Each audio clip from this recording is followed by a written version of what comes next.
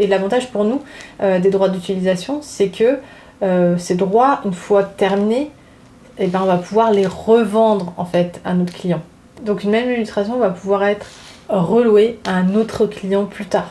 Voyez. Et donc en fonction de l'utilisation, de la diffusion, de la durée du territoire, etc., plus l'illustration va être largement diffusée, si vous voulez, plus les droits d'utilisation vont exploser en termes de budget.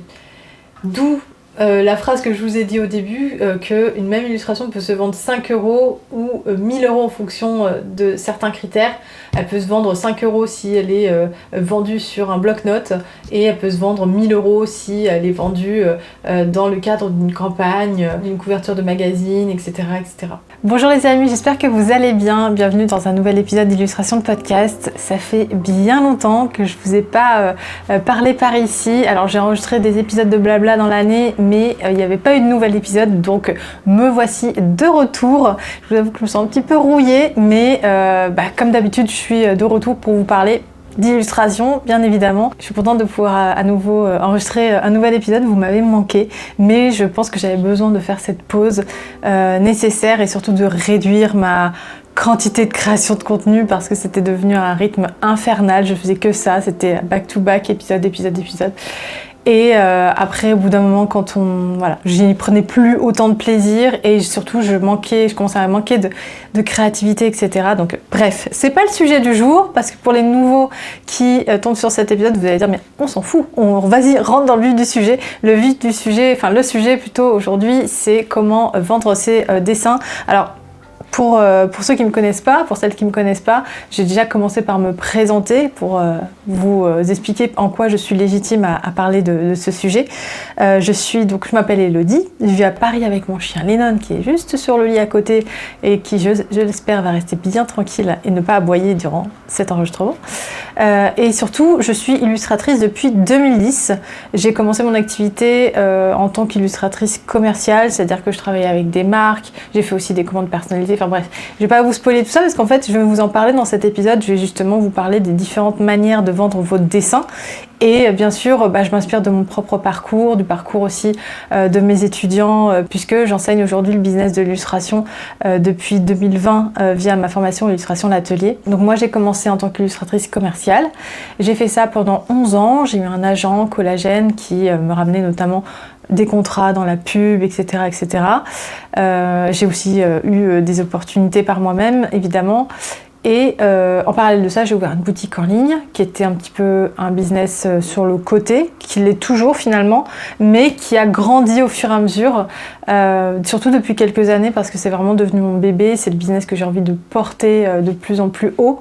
Donc on va parler de tout ça et surtout on va parler de vous et de comment vous allez pouvoir générer des revenus avec vos dessins. Ok, donc aujourd'hui, concrètement, dans cet épisode, on va voir comment vendre vos dessins et surtout comment faire en sorte que ça soit intéressant pour vous. C'est-à-dire que vous puissiez générer des revenus à la hauteur du temps passé, de l'investissement que vous y mettez, etc., etc.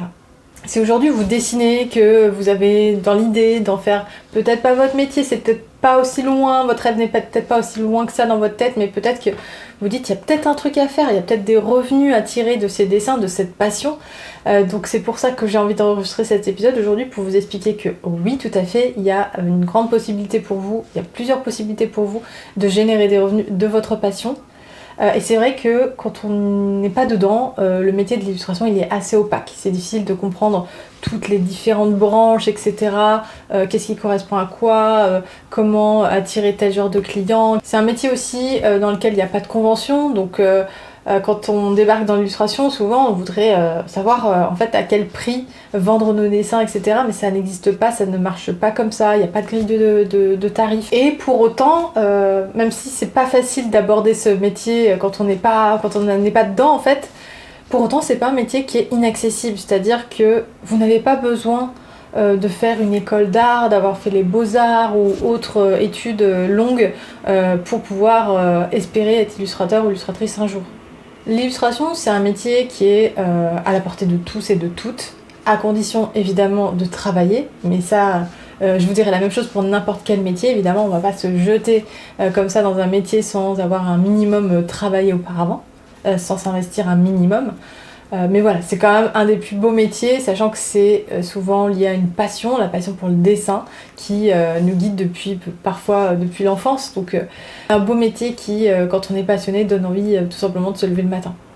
L'une des raisons pour lesquelles c'est important de comprendre les différentes manières de vendre ses dessins, c'est que les illustrations, une illustration, on peut la trouver sous plein de formes différentes. On peut en trouver sur des affiches, on peut en trouver sur des papiers illustrés comme, je sais pas moi, un bloc-notes par exemple. On peut en trouver sur des campagnes publicitaires dans la rue. Enfin voilà, on peut en trouver sous plein de formes différentes. Et en fonction de plusieurs critères, ce qui est intéressant, c'est qu'une même illustration peut très bien se vendre 5 € ou 1000 €, voire plus, en fonction de plusieurs critères. Mais alors, quels sont ces critères? Donc c'est ce qu'on va voir ensemble aujourd'hui. Et spoiler alert, je vous l'ai déjà dit, c'est pas votre CV, vos années d'études, etc. Et c'est pas non plus vos années d'expérience. Enfin, pas tout à fait. Donc c'est parti, je vais décrypter avec vous les différentes façons de vendre vos dessins et comment bien vous y prendre. Pour faire simple, j'ai limité ça à 4 catégories, 4 manières de vendre ses dessins. C'est 4 manières que j'ai moi-même testées durant tout mon cursus d'illustratrice. Donc je sais de quoi je parle et surtout je vais pouvoir vous donner mon avis sur chacune de ces façons de vendre ses dessins. Donc c'est parti. Donc la première façon de vendre ses dessins, sûrement la plus accessible, ce sont les commandes personnalisées. Donc les commandes personnalisées, c'est quoi? C'est quand un client, souvent des particuliers, vont vous commander par exemple le portrait de leur enfant, de leur famille, de leur chien. On peut aussi faire des commandes personnalisées d'une maison. Ça se fait beaucoup, ça en ce moment. Les gens vous commandent l'illustration de leur maison de famille, leur maison de vacances, etc. pour faire des jolis souvenirs, offrir aux proches, etc. etc. Donc là, pour ce genre d'illustration, les budgets ils vont aller de 2 chiffres à 4 chiffres maximum, on va dire, parce que ça peut être une illustration vraiment très simple. Ça peut aussi être un tableau à l'huile, voilà, que vous allez pouvoir vendre beaucoup plus cher, mais voilà, on part quand même sur des tarifs plutôt faibles, plutôt dans les 2 à 3 chiffres, on va dire. Et après, il y a aussi la façon de se vendre et surtout le fait d'assumer ses prix, parce que généralement, quand on est illustrateur ou illustratrice, ça va être un des premiers services qu'on va proposer, parce que c'est ce qu'il y a de plus simple. Il y a beaucoup de demandes en fait dans les commandes personnalisées, surtout en période de fête, que ce soit Noël, la fête des mères, mais aussi les anniversaires, etc. Donc il y a de la demande. Donc voilà, c'est quelque chose qui est tout à fait accessible. Donc mon avis sur les commandes personnalisées, j'en ai fait, c'est exactement ce que j'ai fait à mes débuts. Je vendais des portraits 50 € au début, c'était vraiment très peu et à la fin je les vendais 150 € je crois. J'ai beaucoup aimé faire ça, c'était très chouette, très formateur. Parce que on apprend à négocier avec des clients, on apprend à assumer ses tarifs, on apprend à travailler avec un rythme, avec un brief, puisque les clients vont quand même vous dire ah bah, j'aimerais bien que ça soit à l'horizontale, à la verticale, etc., etc. Donc on apprend à travailler avec un cadre, un planning, etc., etc. Donc je trouve ça très formateur. En revanche, il y a plusieurs inconvénients à ça, c'est que c'est lassant à la longue de faire que des portraits. Qu'évidemment les clients particuliers n'ont pas des prix extensibles à part évidemment si on a vraiment de la chance et qu'on tombe sur quelqu'un voilà, qui est assez qui est prêt à mettre la main au porte-monnaie pour ça, mais généralement ça va pas être une grande source de revenus. Et en plus de ça, on atteint vite un plafond de verre quand on fait des commandes personnalisées. Alors ça je vais vous expliquer parce que je me suis rendu compte que j'en parlais souvent mais que c'était pas forcément compris ce terme plafond de verre. Plafond de verre, ça veut dire qu'à un moment donné, si vous êtes au max de vos capacités de production, et ben vous allez atteindre un plafond de verre que vous n'allez pas pouvoir exploser et ce plafond de verre il va être très très rapidement atteint. Admettons par exemple que vous travaillez 40 heures par semaine et qu'il vous faut 2 heures pour faire une illustration, une commande personnalisée. 40 divisé par 2, ça fait 20 commandes personnalisées dans la semaine. Bon, c'est énorme, hein, bien sûr, vous n'allez pas faire... Et ça, c'est que si vous faites à la suite, donc vous n'allez pas faire ça. Mais admettons, vous en faites 20 dans la semaine, vous pouvez pas en faire plus que ça, quoi. Alors, vous allez me dire, c'est déjà pas mal, etc. Mais encore une fois, en vrai, vous allez peut-être en faire 10. Et même en faisant 10 illustrations, 10 commandes personnalisées dans la semaine, c'est quand même beaucoup. Il faut gérer les devis, les allers-retours, etc., etc. Donc, en fait, vous allez vite vous rendre compte que, en fait, ça me prend tout mon temps, mais... ça me fait pas gagner tant d'argent que ça, en tout cas j'en vis pas, c'est difficile d'en vivre en fait, donc c'est pour ça que je vous dis vous atteignez vite un plafond de verre. Donc ça c'est les inconvénients, le fait de se lasser, parce qu'au bout d'un moment faire des portraits à la chaîne, moi j'en ai fait beaucoup, et je peux vous dire qu'à la fin j'en avais ras-le-bol. C'est pas les projets les plus créatifs, mais par contre c'est vraiment encore une fois très formateur, et je recommande à tout le monde parce que c'est un bon moyen de mettre le pied en fait dans l'illustration finalement, et de se familiariser avec toute la paperasse, les devis, les factures, etc. etc. Et bien évidemment, c'est une bonne façon de mettre du beurre dans les épinards. Notamment, là, c'est la rentrée. Dans quelques mois, ça sera la période de Noël. Donc, pourquoi pas commencer à proposer vos services de commande personnalisées. Ça, c'était pour la première façon de vendre ses dessins. Donc, les commandes personnalisées pour des particuliers, des gens que vous connaissez, des proches, etc. Donc, c'est pour ça que c'est assez simple. C'est que, en vrai, vous demandez autour de vous, il y aura forcément une personne qui sera OK avec ça si elle aime bien vos dessins. Donc, c'est assez facile d'avoir son premier client. Maintenant, la deuxième façon de vendre ses dessins, c'est de vendre des produits physiques. Alors ça peut être de la papeterie, ça peut être des affiches, ça peut être plein de choses, enfin des produits illustrés du coup, vu qu'on parle d'illustration. Ça peut être sous forme de boutique en ligne, donc votre propre site internet ou une plateforme. Ça peut être sur des marchés, donc des marchés d'artistes, notamment des marchés de Noël, etc. Pareil, je vous parle de ça, dans quelques mois, ça sera les marchés de Noël. Et c'est le moment de vous y prendre d'ailleurs si vous voulez réserver votre spot sur les marchés de Noël.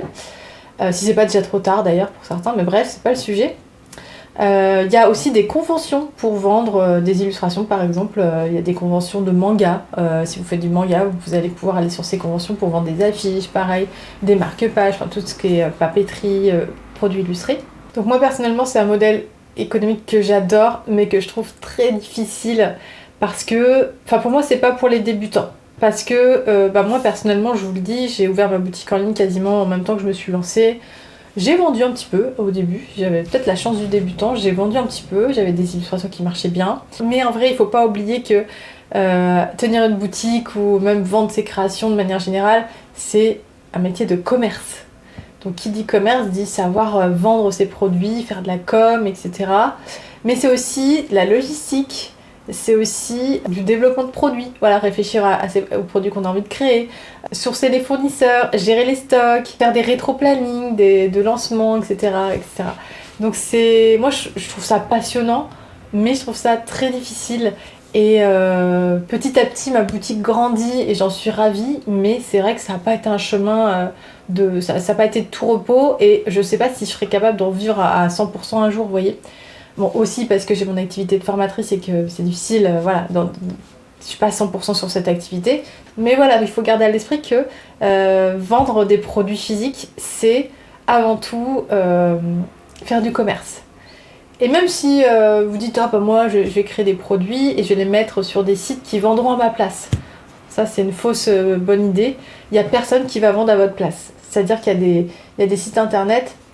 On appelle ça des sites de print en demande. J'en ai pas forcément parlé, j'avais pas prévu d'en parler, mais je vous en parle là vite fait. Les sites de print en demande, donc impression à la demande, c'est des sites sur lesquels vous allez mettre des illustrations que vous allez pouvoir ensuite placer sur des produits qu'on vous donne, c'est-à-dire on va vous dire vous pouvez faire une affiche, vous pouvez faire ci, vous pouvez faire ça, et nous on les vend. En gros, les produits seront disponibles sur la plateforme. Sauf qu'en fait, les gens qui vont... Enfin, il y a énormément d'illustrateurs sur ces plateformes-là, et ceux qui marchent le mieux, c'est ceux qui font de la com à l'extérieur, pour ramener les gens sur leur boutique de print en demande, vous voyez ce que je veux dire? Donc ça, c'est le premier truc, c'est qu'en fait, on pense que la plateforme va vendre à notre place, mais ça n'arrive jamais. Voilà, j'en ai fait, et j'ai surtout discuté avec plein d'illustrateurs qui me disaient, mais en fait, je me suis rendu compte que toutes les ventes que je faisais via cette plateforme, c'était grâce à ma com, à moi, parce que la plateforme, elle a aucun intérêt à vendre vos produits plus que les produits d'un autre, quoi. Donc voilà, c'est pour ça que j'allais pas trop en parler, j'avais pas trop prévu, mais je vous le dis parce que vous allez peut-être en entendre parler.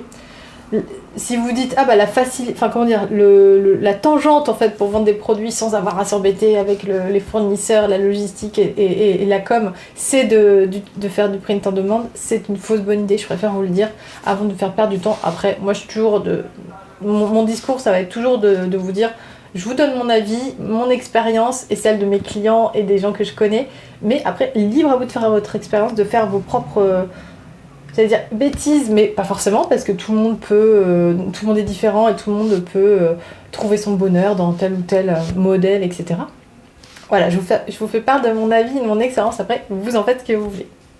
Donc voilà, en gros, quand vous vendez des produits, que ça soit n'importe quoi, hein, ça peut être des carnets, de la papeterie, des mugs, des puzzles, etc. Vous passez de je fais un dessin à je vends un produit fini. Donc vous voyez, c'est pas du tout la même chose, c'est pas l'illustration que vous vendez, c'est vraiment le produit fini, donc dans sa complétude, quoi, j'ai envie de dire, dans sa qualité, dans les finitions du produit, etc. etc. Donc il n'y a pas juste l'illustration, la qualité de votre illustration qui est en jeu, c'est aussi la qualité du produit fini, mais aussi la qualité d'expérience client si vous envoyez par la poste, enfin si vous avez une boutique en ligne, etc. Donc c'est vraiment un autre métier que je trouve personnellement passionnant, mais c'est pas le plus simple, quoi. En tout cas, j'ai envie de vous dire que si vous avez des compétences en marketing ou en développement de produits, etc., pourquoi pas, franchement, vous lancez là-dedans.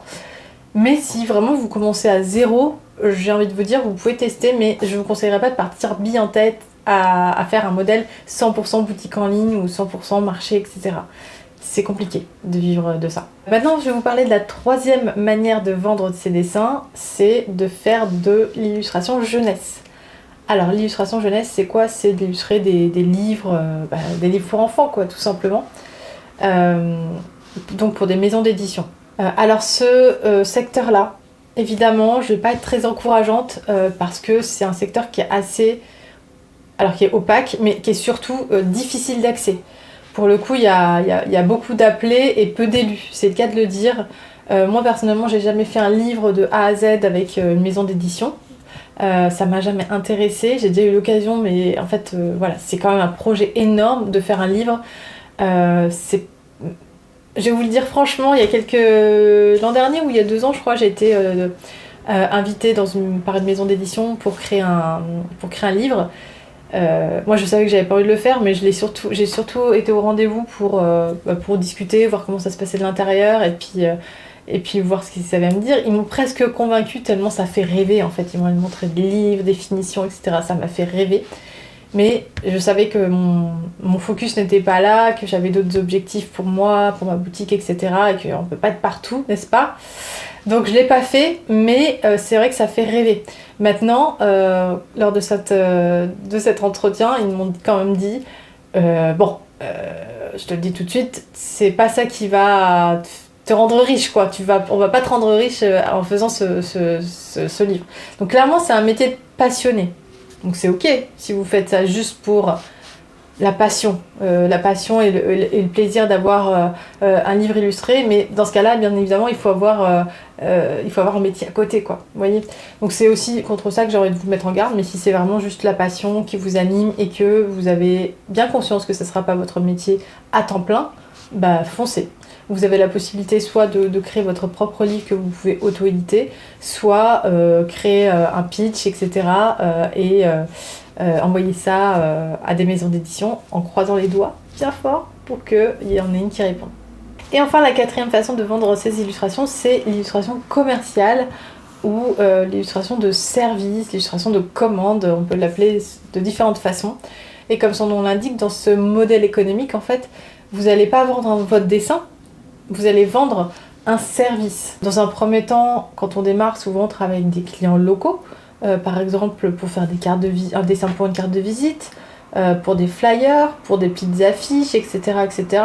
Moi par exemple, j'ai commencé par faire des flyers pour des soirées parisiennes, alors le truc qui n'a rien à voir avec ce que je fais aujourd'hui, hein, comme quoi c'est drôle, mais aujourd'hui je fais des illustrations plutôt traditionnelles, avec un petit peu un côté chaleureux, hors du temps, etc. À l'époque je dessinais des nanas qui dansaient en mini-jupe, etc. Mais j'aimais bien, voilà, on évolue aussi. J'étais très férue de mode et donc ça me plaisait. J'étais beaucoup plus jeune aussi, donc je faisais des illustrations beaucoup plus pop à l'époque, mais bref, ça c'est pas le sujet. Donc voilà, le genre d'illustration qu'on peut faire par exemple quand on démarre. Ensuite évidemment il y a le fait de travailler avec des marques, donc des marques plus ou moins grandes, ça peut être aussi des marques dans un premier temps à échelle locale, dont on va pouvoir rencontrer les dirigeants et échanger de visu. Ensuite, ça va pouvoir être des marques un peu plus importantes qui vont notamment travailler avec des agences de com. et qui pourraient faire appel à vous, etc. Ça peut être aussi des magazines pour illustrer des articles, mais ça peut être aussi travailler dans l'édition. Voilà, parce qu'il n'y a pas que l'illustration de livres pour enfants qui vous permet d'illustrer pour l'édition. Il y a aussi la possibilité, quand on propose des services d'illustration, de recevoir une commande pour illustrer une couverture, tout simplement, de bouquins, d'illustrer par exemple des agendas ou des carnets, ce genre de choses. Mais là, pour le coup, plus pour vous, mais pour une autre marque qui va vous le commander. Moi, j'ai eu l'occasion, durant mes premières années d'illustratrice, de travailler pour une marque qui s'appelait La Marelle Édition, qui était une marque de papeterie, qui s'est étendue ensuite parce qu'ils ont fait plein d'objets, des tote bags, des cabas, des sacs, des choses, des agendas, des carnets intimes, etc. Enfin, plein de trucs différents, des stickers, des tatouages, enfin bref, éphémères. Et bref, j'ai travaillé pour cette marque pendant quelques années, et pareil, ça m'a beaucoup formée. Ça m'a aussi beaucoup donné encore plus envie de créer ma propre marque. Donc voilà, en fait, quand on fait de l'illustration de commande, finalement, on peut travailler sur plein de projets différents. J'ai aussi fait un projet pour Clairefontaine pour faire une grande collection de stickers muraux. Plus trop la mode aujourd'hui, les stickers muraux, à l'époque c'était une grande mode. J'avais fait aussi des stickers pour mettre sur les fenêtres pour empêcher que les oiseaux cognent, viennent se cogner dans la fenêtre. J'avais fait ça. Donc voilà, en fait, l'illustration commerciale peut vraiment vous ouvrir plein de portes différentes. Vous pouvez travailler sur plein de projets différents. En fait, ce qui va mener un client à vous imaginer dans tel ou tel projet, ça va être votre style en fait. Ça va être quel style vous avez, quel sujet vous illustrez de manière générale, on appelle ça une niche en fait, à qui vous adressez, qu'est-ce que vous avez envie de faire, etc. etc. C'est ça qui va vous mener vers tel ou tel projet finalement. Mais en fonction de votre style, vous pourrez peut-être faire un peu de tout. Voilà.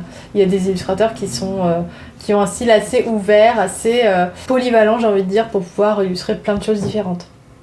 En tout cas, dans l'illustration commerciale, là, la marque, elle vous achète pas votre dessin, elle achète pas le produit physique, elle achète un fichier numérique si vous voulez, mais au-delà de ça, elle achète les droits d'utilisation pour ce fichier, donc pour cette illustration, ou voilà, ces illustrations si vous en avez fait plusieurs. Parce qu'en fait, quand on fait de l'illustration commerciale, le prix de votre illustration, il va être scindé en deux. Il va y avoir la première partie qui sera la production, c'est-à-dire le fait de dessiner tout simplement l'illustration. Et la deuxième partie, ça va être les droits d'utilisation. Donc ces droits d'utilisation, moi j'aime bien appeler ça la location.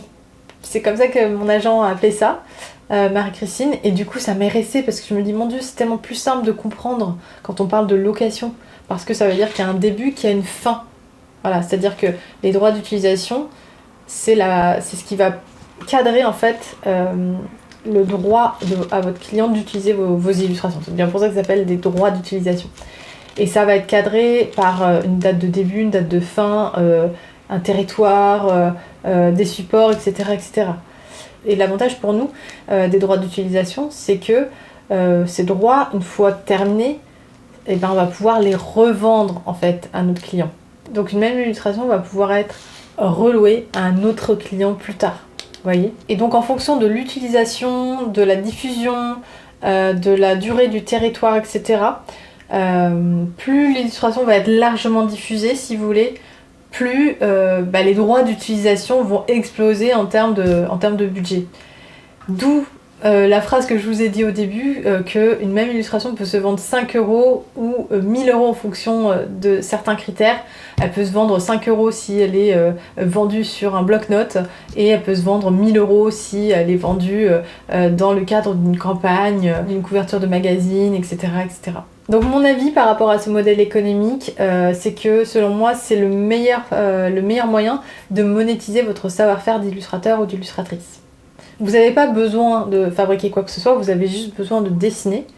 Bien sûr, il faut un minimum savoir transformer son dessin en fichier numérique pour pouvoir ensuite envoyer ce fichier numérique à vos clients, pour qu'il puisse circuler tout simplement, être envoyé à des imprimeurs, etc., etc. Mais voilà, c'est tout. Vous n'avez pas besoin d'avoir 15 millions de compétences en fait. Donc c'est beaucoup plus simple que de vendre des produits, d'avoir une boutique en ligne, etc. Même si j'adore ce modèle économique et je veux pas vous je veux pas vous décourager non plus. Mais l'illustration commerciale, ça reste pour moi le truc le plus simple. On peut commencer vraiment, je vous dis, avec des clients locaux, avec des associations, et de fil en aiguille, plus on aura faim, j'ai envie de dire, plus on sera gourmand, plus on aura envie de faire plus, et plus on pourra développer son portfolio, développer sa communication, etc. pour toucher des clients de plus en plus prestigieux. Un autre avantage aussi dans l'illustration commerciale, c'est que, donc je vous ai déjà dit qu'en fait vous pouvez louer plusieurs fois votre illustration, mais aussi faut savoir que vous louez votre fichier numérique, mais par contre le dessin original, si vous dessinez de manière traditionnelle sur papier, il vous appartient. Il est toujours à vous, c'est pas quelque chose que vous allez donner comme ça à votre client. En revanche, vous allez pouvoir le vendre séparément. Donc soit parce que ce client-là il voudra, ce qui peut arriver parfois, et donc dans ce cas-là vous allez pouvoir rajouter ça sur votre devis, ça sera une limite supplémentaire, soit vous allez pouvoir le vendre sur votre boutique plus tard, etc. etc. si le client est OK avec ça. En tout cas, c'est votre dessin, il vous appartient, et voilà, c'est une autre manière supplémentaire de générer des revenus avec ce même dessin. Donc voilà pour les différentes manières de vendre ces dessins.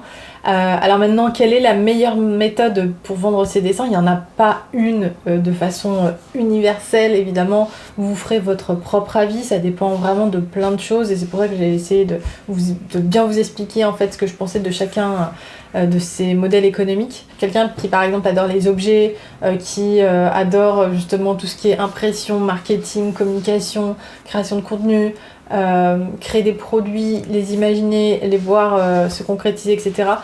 Peut-être sera plus amené à faire de l'illustration pour des produits, donc soit dans sa boutique, soit voilà. Et donc bien entendu, si votre rêve ultime c'est de faire de l'illustration jeunesse et illustrer de A à Z un livre, voire même d'écrire l'histoire, là pour le coup ça sera plus l'illustration jeunesse. Et quelqu'un qui au contraire a envie de travailler avec des marques, qui a envie de voir son univers transposé sur des marques, dans des campagnes, dans des magazines, etc., même sur des couvertures de livres, sera peut-être plus amené à travailler pour de l'illustration commerciale. Et si c'est cette dernière voie qui vous attire, ça tombe bien puisque je vais vous en reparler dans les prochaines semaines et dans les prochains épisodes.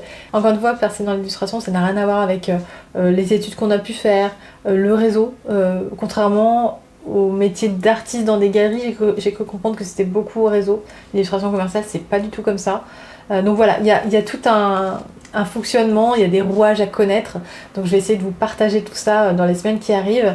C'est d'ailleurs ce que j'enseigne depuis 7 ans dans ma formation illustration d'atelier, aussi appelée l'atelier formation. Voilà, je vous en parle comme ça, les portes sont pas ouvertes en ce moment, mais voilà, c'est un sujet que je connais du bout des doigts et sur lequel je pourrais parler pendant des heures. Donc je vous donne rendez-vous au prochain épisode pour continuer à parler de tout ça et vous montrer comment ça fonctionne. J'ai hâte de vous retrouver la semaine prochaine. D'ici là, réfléchissez à la voie que vous avez envie de prendre, au modèle économique qui vous attire le plus. Et si c'est pas déjà fait, je vous invite à vous abonner à cette chaîne YouTube et à suivre Illustration de Podcast sur Apple Podcast ou Spotify. Pour l'heure, je vous souhaite une très belle journée ou une très belle soirée. Je vous embrasse et je vous dis à la semaine prochaine pour un prochain épisode d'Illustration de Podcast. Prenez bien soin de vous. Bye bye.